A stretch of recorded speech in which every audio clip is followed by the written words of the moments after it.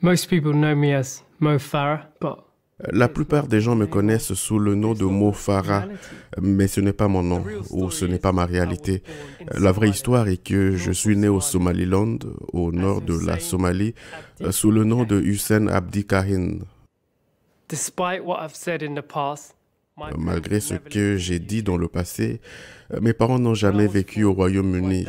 Quand j'avais 4 ans, mon père a été tué dans une guerre civile et notre famille s'est déchirée. J'ai été séparé de ma mère et j'ai été amené illégalement au Royaume-Uni sous le nom d'un autre enfant appelé Mohamed Farah. under the name of another child called Mohamed Farah. Voilà ainsi résumé la vraie vie du roi des pistes d'athlétisme.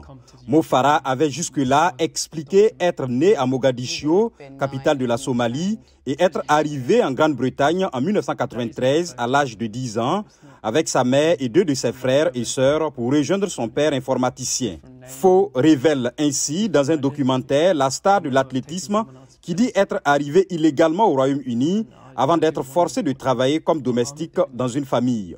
Et si je voulais de la nourriture, mon travail consistait à m'occuper de ces enfants, les doucher, cuisiner pour eux, nettoyer pour eux. Et elle a dit, si jamais tu veux voir ta famille, ne dis rien. Si tu dis quoi que ce soit, ils t'amèneront.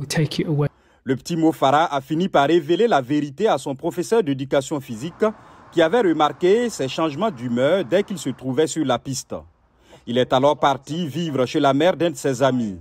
Les performances sportives sont au rendez-vous. Septuple champion du monde, Mo Farah est devenu une immense star en réalisant son doublé 5000 mètres, 10 000 mètres aux Jeux de Londres en 2012, puis en les réitérant 4 ans plus tard à Rio. Dans ses recherches, Hussein Abdi Kahin, de son vrai nom, a pu finalement retrouver sa mère. J'étais impuissante depuis 10 ans, plus de 10 ans. Quand je l'ai entendu, j'ai eu envie de jeter mon téléphone par terre et d'être transportée vers lui, à cause de la joie que je ressentais. Farah est retourné en Somalie en 2003 et a par la suite créé une fondation avec son épouse pour construire des puits et fournir une aide alimentaire et médicale aux siens.